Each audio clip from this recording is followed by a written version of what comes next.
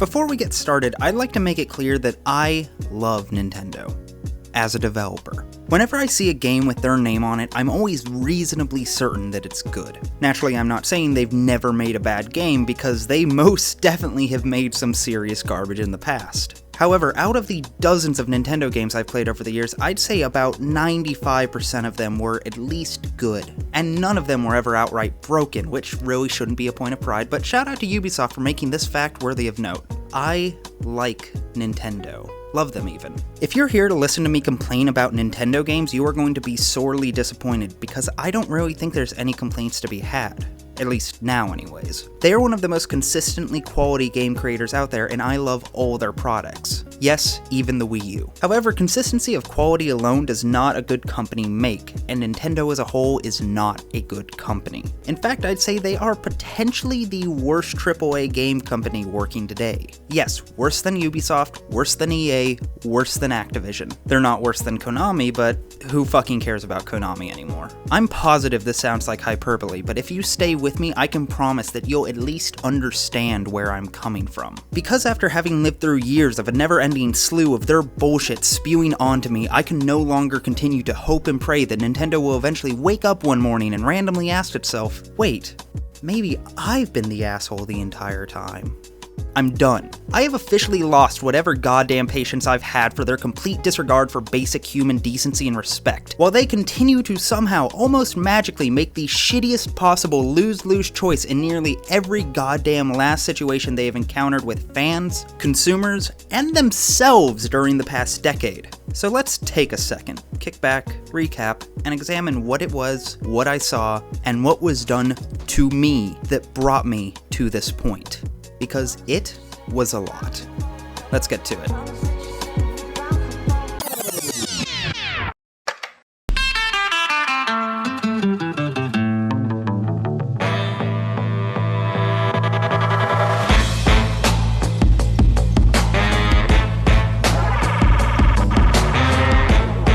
Let's start with something I think we can all agree on.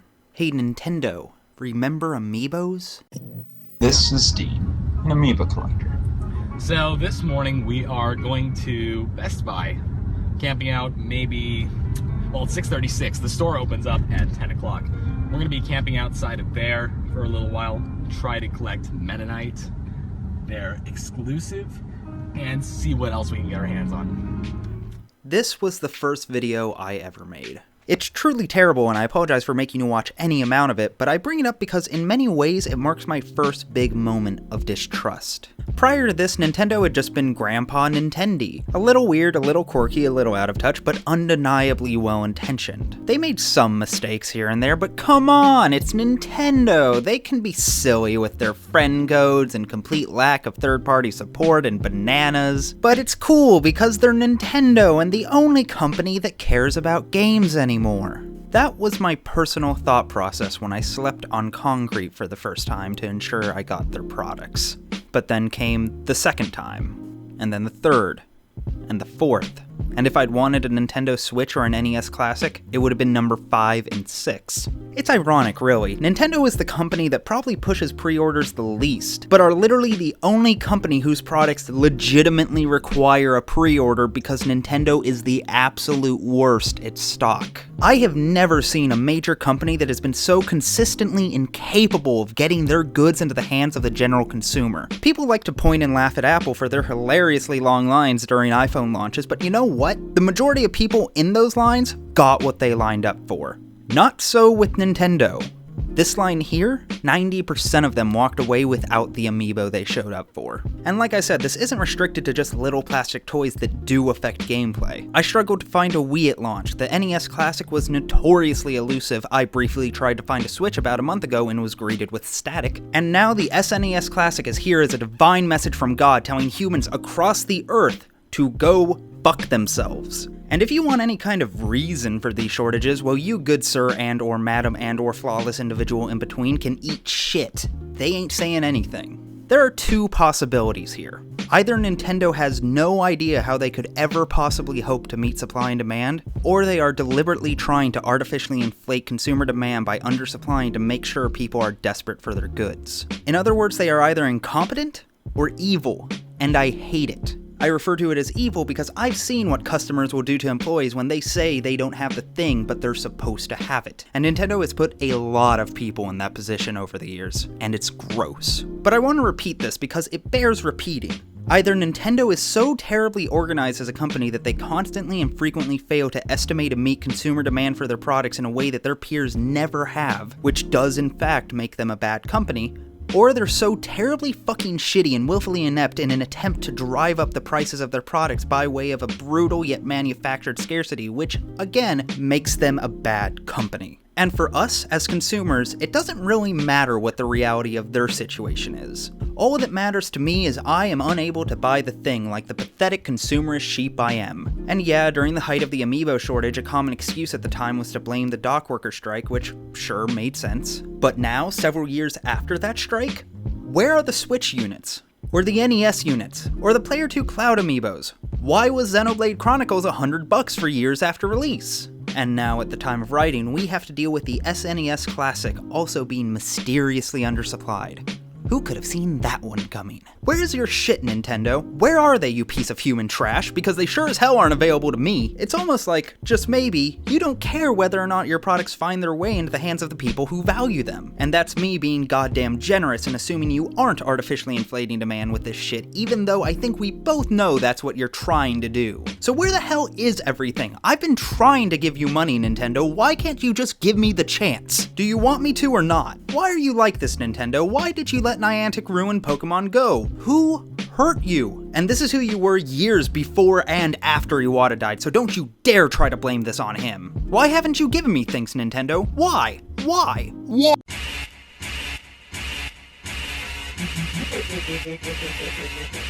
And in this desperate vein of begging the question of why we can't buy Nintendo games, I think it's probably best for us to finally ask, frankly and forwardly, why in the unholy fuck aren't we able to buy Mother 3? For those blessed few of you who don't know, allow me to inform you. Mother 3 is the brilliant sequel to Earthbound that was released on the Game Boy Advance in Japan alone and is home to Lucas from Smash Bros., who stands as the only character in Smash whose home game has never officially been released in the US. This is in spite of the fact that there is a well-known, highly accurate fan translation that has been offered to Nintendo to use free of charge. And given that this offer was made years ago and that absolutely no comment has been made since, we can confidently assume that it was rejected by Nintendo wholesale. They have an entire game just sitting there completed and already beloved by fans that are frothing at the mouth for the chance to give them money so that they can legally play it. But Nintendo just decided it's not worth the effort to take it, slap it on a ROM, and drop it on the eShop no matter how many times they beg. And when you're so acutely aware of your audience's desperate desire for an easily supplyable product that you are able to make a joke about it during a major press conference, you are just officially taking the piss, dude. Come on, Reggie, give us Mother 3! How about this instead? Fuck you. Oh, but if it ever does get released, you sure as hell better think twice if you want to try and make any kind of video about it without giving Nintendo a cut of the money that you made. Thanks to the misleadingly named Nintendo Creators Program, the Big N now finally has a position to empower creators by creating a direct funnel from the creator's bank account into Nintendo's Scrooge McDuck vault on any video featuring any of their products, regardless of whether or not it falls under fair use. And if you don't play ball, they will tackle you to the ground and take all of the revenue from the video that you made. Even my analytical critique shit that is 100% textbook fair use and therefore legally, mine, are vulnerable.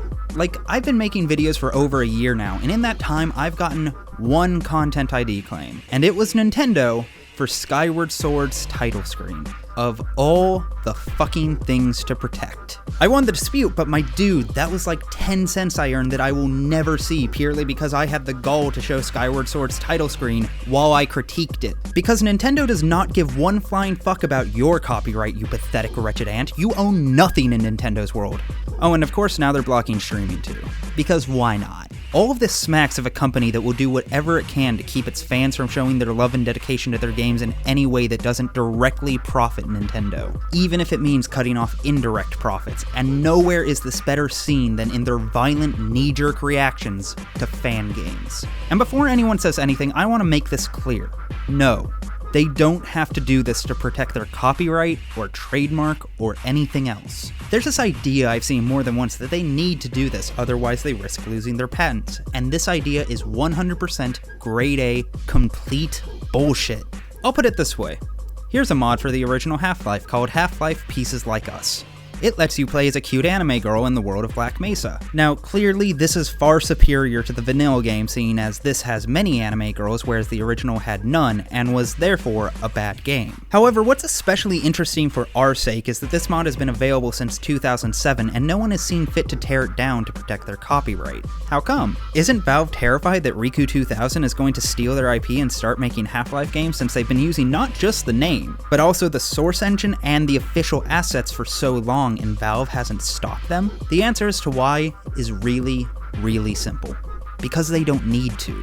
Look, I don't know how else to say this, but this is not even slightly how copyright works. I couldn't draw a picture of Mario, drop it in a drawer for X number of years, then claim ownership over the entire damn IP because I've been making fan works unimpeded for a long time.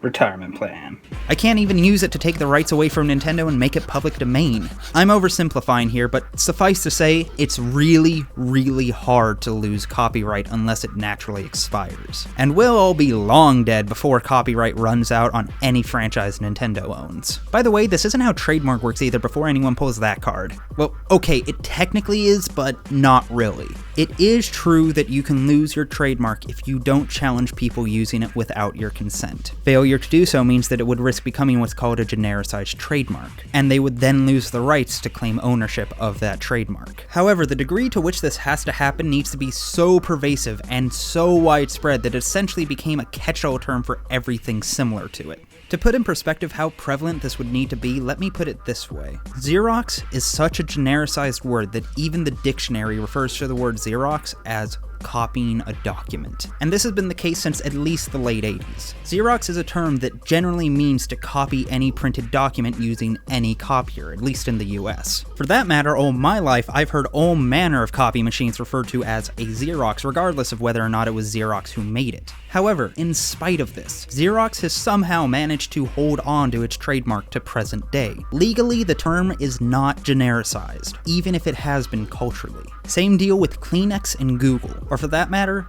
Nintendo itself. I mean, I don't think I'm alone in having an older relative refer to their PlayStation as a Nintendo at some point. Losing a trademark is a very, very hard thing to do. So much so that you have to be almost intentionally neglectful to lose it, and letting some fan work slide isn't enough to make that happen. But hey, don't take it from me, let's look at what an actual lawyer has to say about it. A few months back over on Polygon, ONS Good talked to For Real attorney Stephen MacArthur about Nintendo's takedowns, where MacArthur stated in no uncertain terms that they are legally unnecessary and also a terrible marketing policy. When directly asked if their failure to do such things could cost them to lose anything, MacArthur followed up with, "I think that it's a little overstated and used as an excuse. This is the worry out there, but at the same time, for fan-made content, there's actually less of a risk for that because they're not competitors. There's not a lot of risk if you have a policy and fans follow that policy, and those who don't are sanctioned." So right here we have a hashtag actual lawyer stating that there is very, very minimal risk of anything negative happening in any scenario, and if Nintendo would just set a fair blanket policy on fanworks that they enforce, then the risk becomes essentially zero.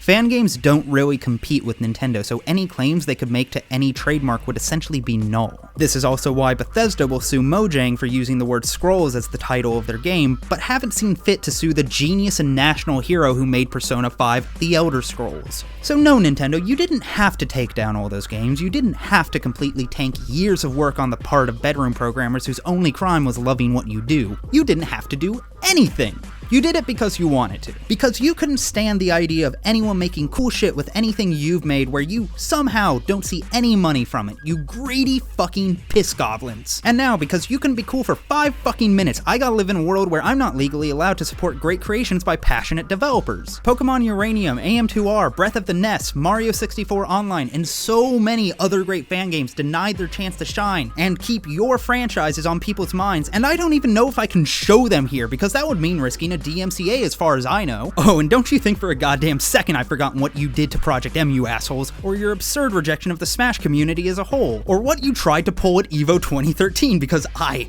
will never forget. And you know what? Fuck it. Sidebar.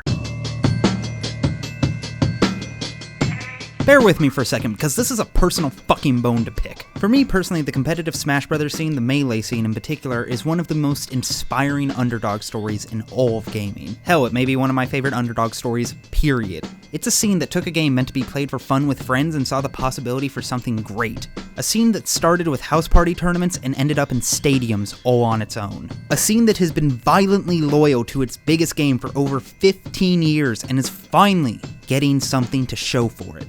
For my money, it's a beautiful story. However, if this story has an antagonist, then that antagonist is without a doubt Nintendo. From day one, Nintendo refused to support the scene either monetarily or commercially, which I freely admit isn't the worst thing in and of itself. I could and would argue that it was heavily short-sighted given the advent of MLG that would occur only a few short years later, and that companies like Capcom would go on to support their grassroots scenes way before Nintendo finally begrudgingly did anything during the release of Smash 4, but I'm not here to call out Nintendo's old mistakes.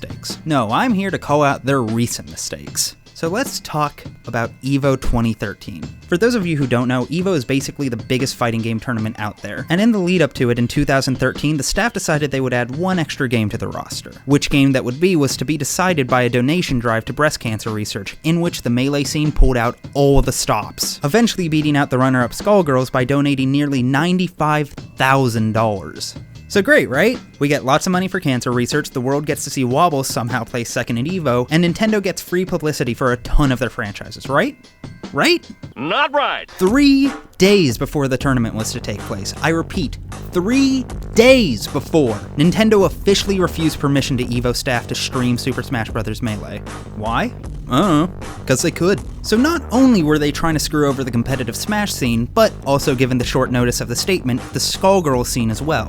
And, by proxy, literally everyone who donated any amount of money to charity. To which the entire internet, for one time and one time only, firmly, assertively, and collectively replied, "What the fuck, Nintendo?" And to put the shit cherry on top of all of this garbage, it also later came to light that they had attempted to shut down the Melee portion of EVO altogether. Again, because they could. I can understand choosing not to support a scene that revolves around your product. I find it questionable, but it could just be that they have no interest in getting involved in that side of gaming, and that is fine. I could respect that. But to actively try to hold a grassroots scene back whose only request is that you leave them alone, there's no excuse for that outside of contempt for your fans. And in the same vein, I can appreciate changing a series to pursue mass appeal, even if that game was the highest selling game in its console lifespan, but whatever, I guess. But I can't appreciate intentionally killing a fan game designed like the old games meant for an audience that you refuse to serve anymore that has a healthy competitive scene all its own. In December of 2015, the dev team for the highly popular Brawl mod, Project M, suddenly received a cease and desist from Nintendo. This had the knock-on effect of many professional competitive organizations dropping the game wholesale for fear of legal repercussions for streaming the thing, most notably VG Boot Camp, the organization who are basically responsible for popularizing the mod in the first place. After 4 years of public availability, development, and metagame development, this game and its scene were essentially murdered by Nintendo overnight for no real reason. There were people with incomes that were to some degree or another dependent on this game, but Nintendo just couldn't stand for it, all to the supposed end of protecting their trademark. Even though, as we already established, it, didn't. They could have done literally anything else. They could have bought the game, polished it up, and released it as a spiritual successor to Melee and made a nice profit. They could have turned a blind eye to it and let it be a self-fixing problem for the people who were disappointed with Smash after Melee while raking in the profits from people who are buying Brawl to play Project M. They could have even just started claiming all the ad revenue on the streams, which would have been shitty, but at least the game could continue existing and Nintendo could enjoy the pennies it was generating. It could have done literally anything that at least served to profit someone out there in some way. And it's that little nugget that brings me to my biggest problem with Nintendo. At the beginning of all of this, I made the bold claim that Nintendo may very well be worse than all of their peers, and the things I've listed here are why. Now, I'm sure a lot of you are thinking to yourself, well yeah, none of that shit is cool, but come on, Warner Brothers tried to sell DLC of a dead man in a way that would have made them money. Surely you aren't saying that taking down fan games and not having enough Switches is as bad as that. And you'd be right. I'm not saying that. If we're being honest, most of the shit that Nintendo has pulled gets outclassed by your average AAA publisher's bullshit every week. Nintendo might be a dick sometimes, but like I said, they aren't trying to sell DLC of a dead employee. But here's the catch. I get AAA bullshit.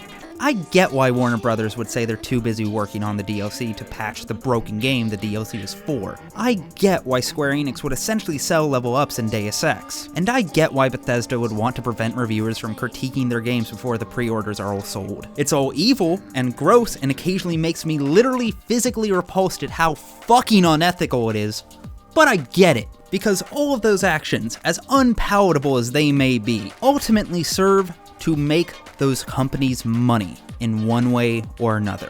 They benefit them. All these companies aren't malicious, they're just self-interested to such an extent that they all become fucking monsters. Their behavior, as awful as it is logical. Nintendo's is not. As we've seen over the course of all of this, Nintendo's shitty actions are rarely motivated by profit, rarely there to make them money.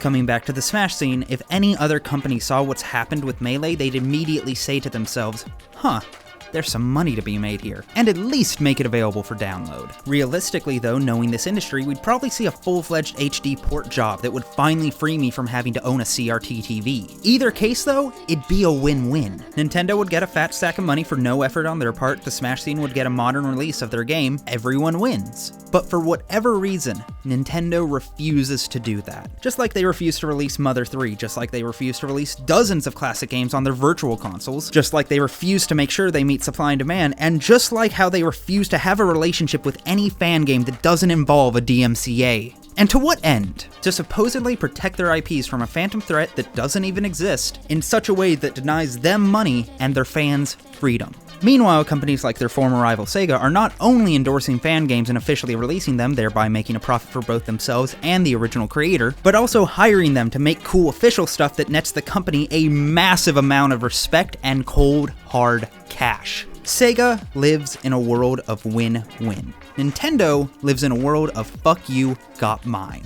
Imagine for a second if we lived in a world where Nintendo took the same approach as Sega, where they saw a fan mod of Mario 64 with online multiplayer and, rather than drop kicking it in the taint with a takedown notice, they instead hired those developers to work on an official game with those elements. That might sound absurdly starry-eyed to many of you, but let's not forget the only reason Sega released a mobile port of Sonic CD was a fan had already ported it and offered it to them on Twitter for official release. And that same person went on to work on Sonic Mania. Or I could bring up, half of Valve's games. This is no longer an absurd idea. This is something that happens in this industry. I hate to say this, but frankly, the only other company I have to compare them to is Konami. And that revolts me to say, but it's goddamn true. Both resent everyone who doesn't resent them, both reject every good idea that modern gaming has had, and both constantly sabotage the things that would make them money. But while Konami is reviled to such an extent that the only way they could ever hope to salvage their reputation is to release a video of their CEO literally blowing Hideo Kojima, Nintendo seems to get very little flack for its horrible, absurd, and petty business practices.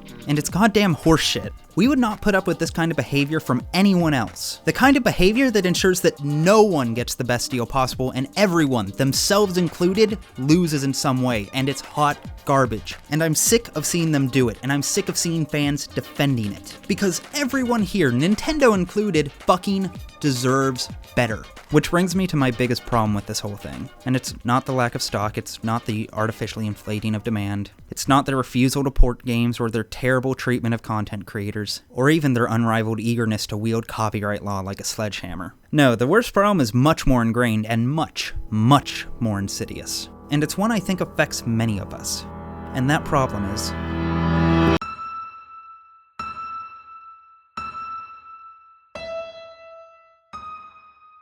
even in the face of all of this shit, all of this repugnant assholery that they have constantly pulled, and despite their open, bitter loathing for me and people like me, I still think the world of Nintendo.